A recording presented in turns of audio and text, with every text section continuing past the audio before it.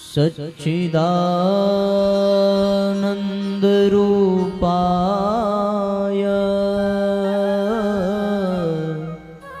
विश्वोत्पत्त्यादि Hathaway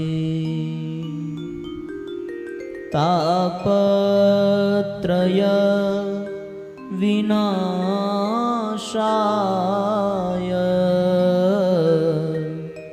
Shri कृष्णाय वयं नमः। प्रथम महात्म्य के प्रथम श्लोक में भगवान की अभ्यर्थना की गई है। इस श्लोक को आपने बहुत बार सुना होगा। सच्चिदानंद रूपाय यानी ईश्वर का स्वरूप कैसा है? सत चित आनंदमय है।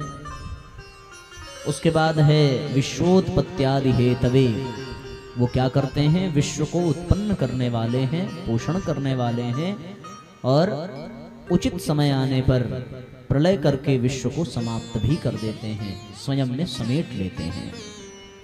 तीसरा है तापत्रय विनाशाय, तीनों प्रकार के पाप ताप संताप को मिटाने वाले ऐसे परमात्मा को श्री कृष्णाय वयम नमः, भगवान श्री कृष्ण को हम सभी प्रणाम करते हैं। 4 चरण हैं। पहला चरण है सच्चिदानंद रूपाय, दूसरा चरण है विश्वोत्पत्त्यादि हेतवे और तीसरा चरण है तापत्रय विनाशाय। विचार करने की बात यह है कि जैसे तापत्रय विनाशाय ये बात तीसरे चरण में कही गई है, इसी को यदि पहले कह दिया जाता तो क्या होता? यानी हम लोग ये श्लोक प्रारंभ कर रहे हैं सच्चिदानंद रूपाय, यहां से इसी को ऐसे प्रारंभ करें कि तापत्रय विनाशाय विश्वोत्पत्त्यादि हेतवे सच्चिदानंद रूपाय श्री कृष्णाय।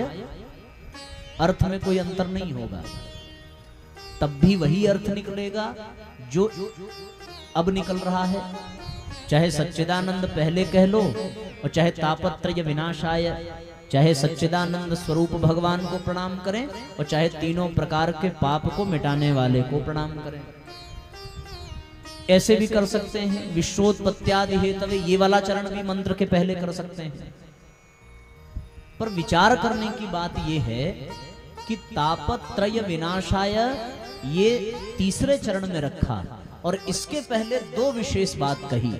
पहली बात ये कही कि सच्चिदानंद रूपाय और दूसरा ये कहा कि विश्वोत्पत्त्यादि हेतवे। उनके स्वरूप का वर्णन पहले किया, फिर उनका जो कार्य है, उनकी जो सामर्थ्य है उसका वर्णन किया और फिर उनके स्वभाव का वर्णन किया तापत्रय विनाशाय। ये उनका स्वभाव है कि तीनों प्रकार के ताप को मिटा देते हैं। 3 प्रकार के कष्ट हैं, शारीरिक कष्ट हैं, मानसिक कष्ट हैं और सामाजिक कष्ट हैं। शारीरिक कष्ट में जितने भी रोग हैं शरीर के, कोई कट पिट जाए, चोट चपेट लग जाए, ये शारीरिक कष्ट है। कहीं मान अपमान हो जाए, कोई किसी अपने प्रिय का बिछुड़ना हो जाए, कोई अलगाव हो जाए, कहीं बेइज्जती हो जाए, इसको मानसिक कष्ट कहेंगे। और सामाजिक कष्ट यानी कहीं भूकंप आ जाए, कहीं बाढ़ आ जाए, कहीं दुर्भिक्ष आ जाए, अतिवृष्टि अनावृष्टि, कोई महामारी फैल जाए, इसको सामाजिक कष्ट कहेंगे। इन तीनों प्रकार के कष्टों को मिटाने वाले भगवान हैं, यही बात बताई जा रही है। पर इसके पहले भगवान के विषय में 2 विशेष बात बताई गई। एक बताई गई कि वो सच्चिदानंद हैं और दूसरा ये बताया गया कि वो विश्व को उत्पन्न करने वाले और पोषण करने वाले और मिटाने वाले हैं। तो इसका मतलब क्या निकला? इसका मतलब ये निकला कि यदि ऋषि ने तापत्रय विनाशाय पहले न कह करके बाद में कहा है तो इसका एक ही मतलब है कि पहले हमें इस बात पर ध्यान देना है कि वो सच्चिदानंद स्वरूप हैं, उसके बाद इस बात पर ध्यान देना है कि वो सब कुछ कर सकते हैं, उसके बाद इस बात पर ध्यान देना है कि वो हमारे पापों को मिटाएंगे। आज समाज में क्या हो गया? आज हम लोग वो सच्चिदानंद स्वरूप हैं, इस बात पर ध्यान देना बंद कर दिया। वो विश्व को उत्पन्न करने वाले, बनाने वाले, मिटाने वाले हैं, ये भी हम भूल गए। हम केवल इतना ही याद रख करके बैठे हैं कि वो हमारे पापों को मिटा देंगे। बस इसी चक्कर में हम अगरबत्तियां घुमाते फिरें, माला फूल चढ़ाते फिरें, कथा कराते फिरें और खूब दान दक्षिणा करें, केवल एक ही बात ध्यान में रख करके कि वो हमारे पाप ताप मिटा देंगे। पर यहाँ बात स्पष्ट ये कही गई है कि वो पाप ताप किसके मिटाएंगे? जो पहले दो बातों को स्मरण करेगा। उसमें से पहली बात कौन सी है? कि वो सच्चिदानंद स्वरूप हैं। इसका अर्थ समझिए कि सत चित आनंद। सत यानी सत्ता, एग्जिस्टेंस, जिसकी सत्ता है उसको सत कहते हैं। सत का तात्पर्य सत्य नहीं है। सत यानी सत्ता, सत यानी जो पद पर बैठा हो। जैसे प्रधानमंत्री की सत्ता कितने वर्षों की होती है? 5 वर्षों की होती है।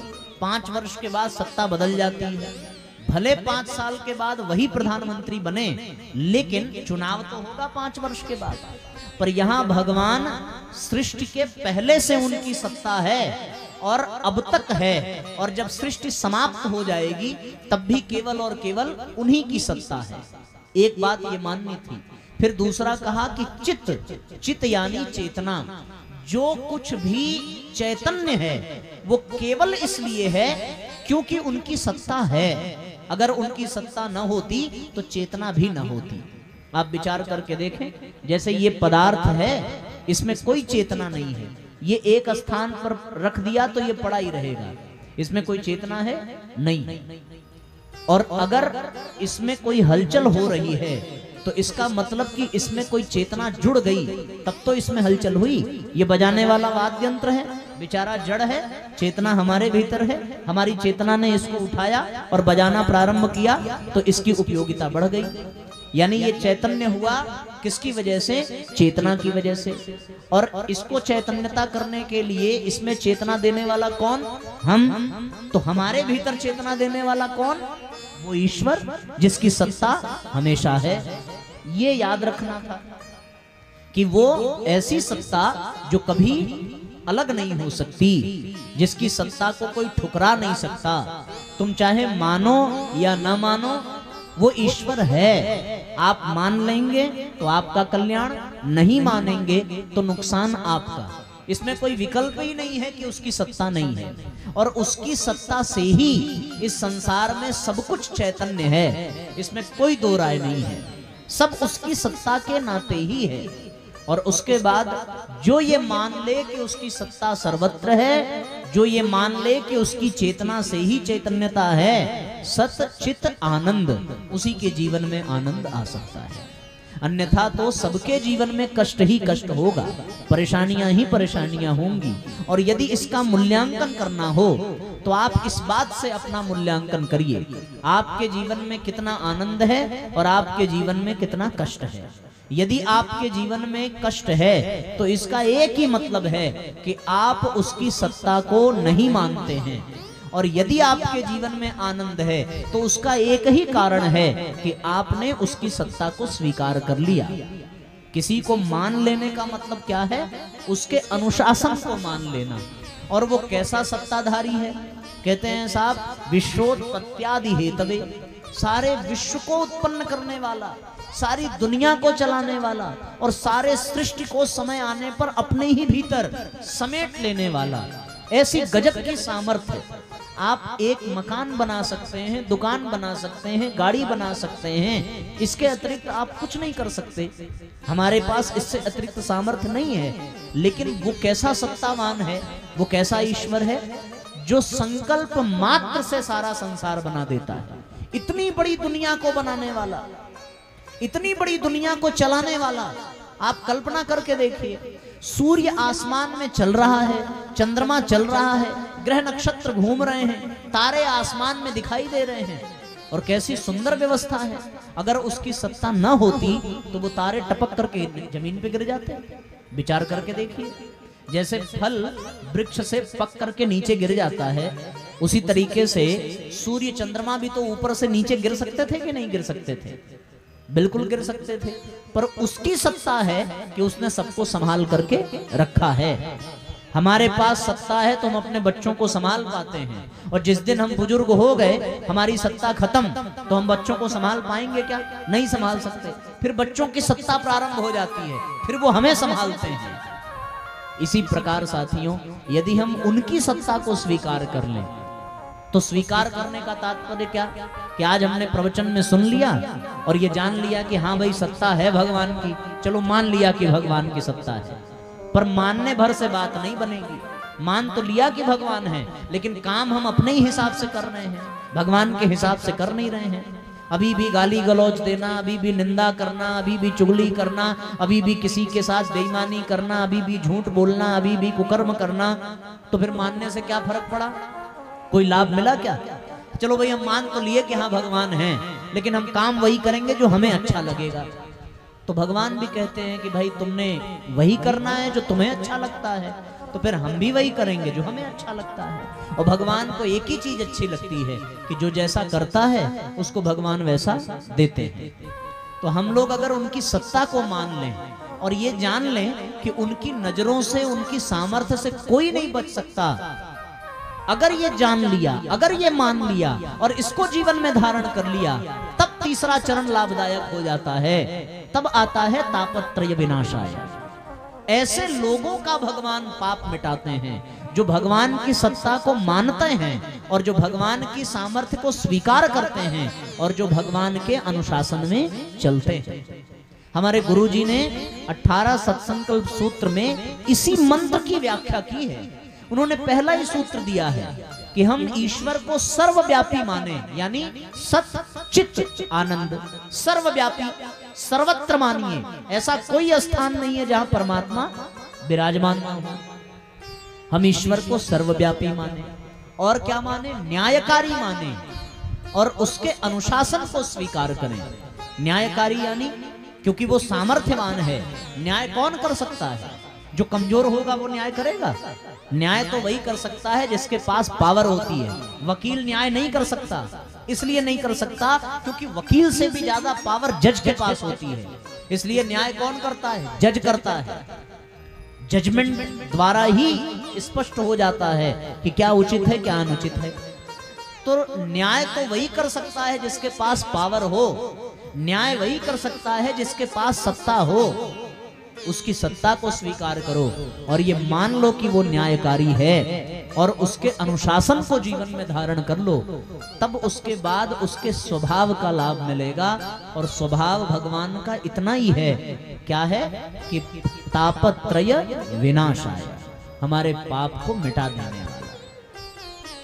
हमारे घर में क्लेश हो, कलह हो, अशांति हो, मनमुटाव हो, परिवार में बनती न हो, व्यापार चलता न हो, नाना प्रकार के रोग आ गए, कर्ज हो गया, पड़ोसियों से रिश्ते खराब हो गए, सब गलत समझ रहे हैं, ऐसे ही तो कष्ट होते हैं हमारे जीवन में। इसके अतिरिक्त और कुछ होता है क्या? अच्छा हाँ, एक और होता है, बच्चे बात नहीं मानते, वो मन लगाकर पढ़ाई नहीं करते।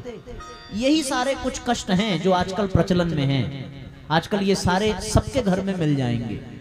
तो इन कष्टों से दूर करने के लिए हम क्या करते हैं? फिर हम किसी पंडित जी को बुलाते हैं अपने घर में, और फिर वास्तु का दोष पता चलता है, तो फिर यहाँ ये पत्थर लगाओ, वहां वो पत्थर लगाओ, यहाँ पीपल के पेड़ में इतने धागे बांध दो, यहाँ जाकर के इतने बेलपत्र चढ़ा दो, यहाँ इतना दूध चढ़ा दो, यहाँ गौशाला में दान कर दो। ये सारे क्रम शुरू हो जाते हैं। यहाँ पिंडदान कर दीजिए, तो यहाँ तर्पण कर दीजिए, तो यहाँ कथा करा लीजिए। ये सब कार्यक्रम हम लोग शुरू कर देते हैं। लाभ मिलता है? ईमानदारी से अपने आप से पूछिए। जिसके जीवन में समस्या आई होगी और उसको जिसने इस तरह के उपाय बताए होंगे, तो क्या उससे उसे लाभ मिला? आप अगर अपने दिल पे हाथ रख करके पूछें और पीछे की स्थिति का मूल्यांकन करें, तो आपके पास उत्तर ना में होगा। यहाँ साहब आप ठीक कह रहे हैं, ये सब समस्याएं हमारे घर में थी और ये सब समस्याएं, इनके उपाय के लिए हमने बहुत कथा करा ली, बहुत पंडितों से उन्होंने विनय कर ली, बहुत पूजा पाठ करा लिया, लेकिन कोई लाभ नहीं मिला, सारा पैसा व्यर्थ चला गया। अच्छा, तो अब विचार करो लाभ कैसे मिला? लाभ केवल और केवल उस पाप कर्म को भोग लेने पर ही मिला। आपके जीवन में यदि कष्ट घटा, यदि कोई समस्या कम हुई, तो केवल इसलिए कम हुई क्योंकि आपने उसको भुगत दिया, दूसरा कोई उपाय था ही नहीं।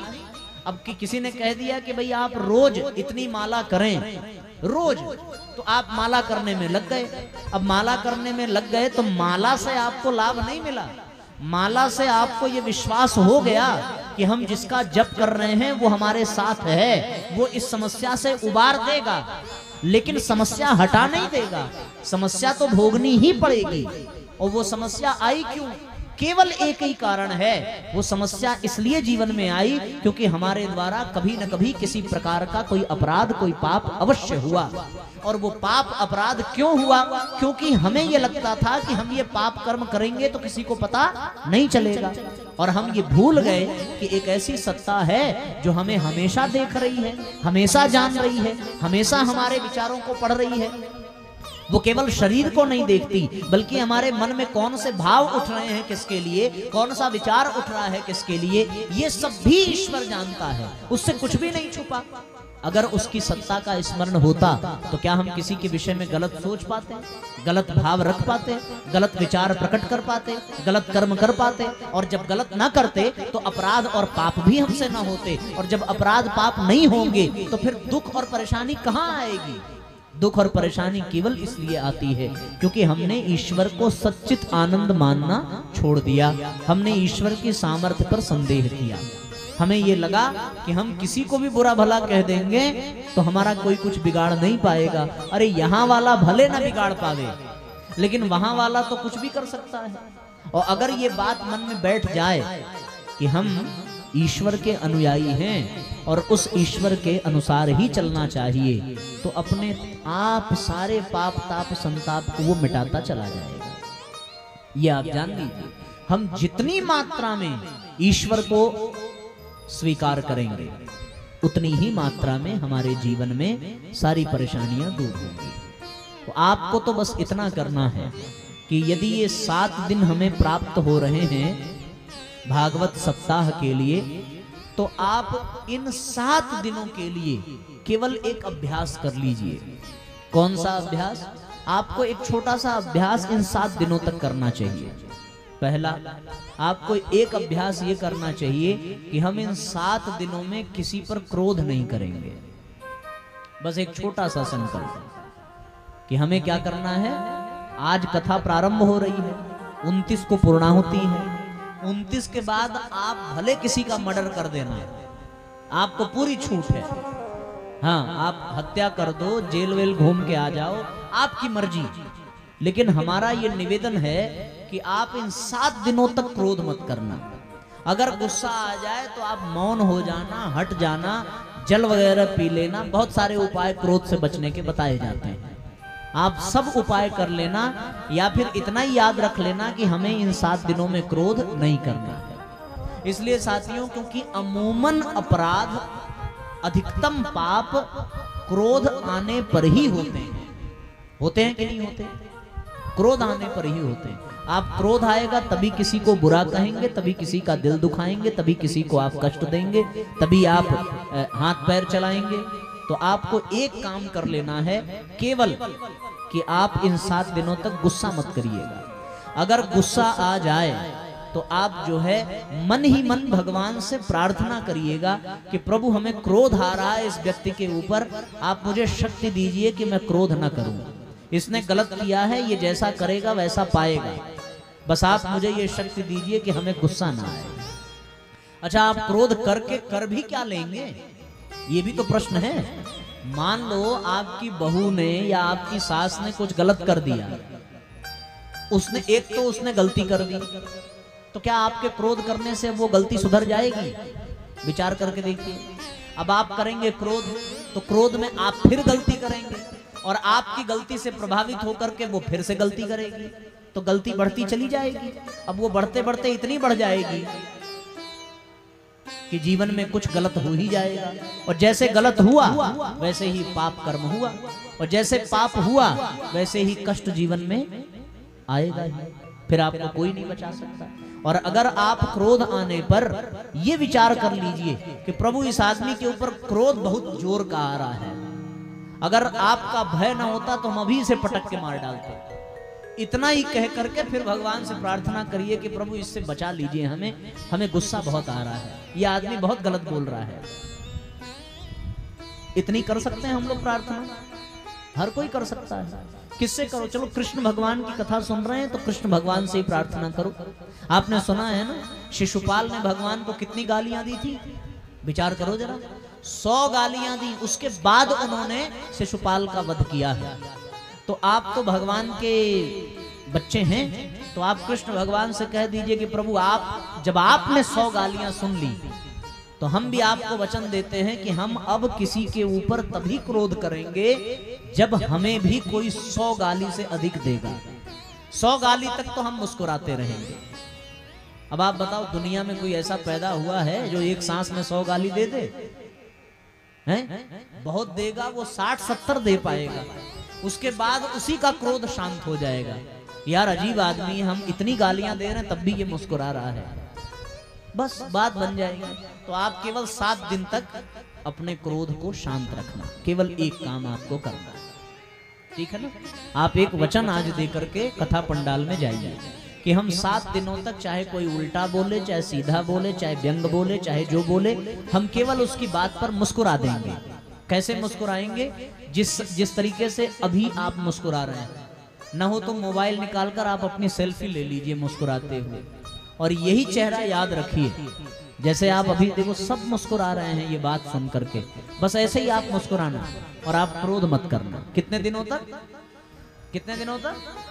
जरा जोर से बोलो, कितने दिनों तक? 7 दिन के बाद आपको पूरी छूट है। जिसने आपको इन 7 दिनों में क्रोध दिलाया वो लिस्ट बना के रखना, ठीक है ना? और ठीक 29 तारीख बीतते ही 30 तारीख को उसके घर पे पहुंच जाना। फिर आपकी जो मर्जी आप उसके साथ करो, उसकी जिम्मेवारी आपकी, पर 29 तारीख तक आप एकदम क्रोध मत करना। नंबर 1 बात, ठीक है? एक बात हो गई। दूसरा आपको एक और बात करनी है। दूसरा आपको ये करना है, अब ये मैं सूत्र आपको इसलिए दे रहा हूं क्योंकि ये सूत्र आपको सहयोग करेंगे ईश्वर की सत्ता को स्वीकार करने में। गुस्सा आएगा तो किसकी याद आएगी? भगवान की। तो भगवान की याद आते ही क्रोध शांत हो जाएगा।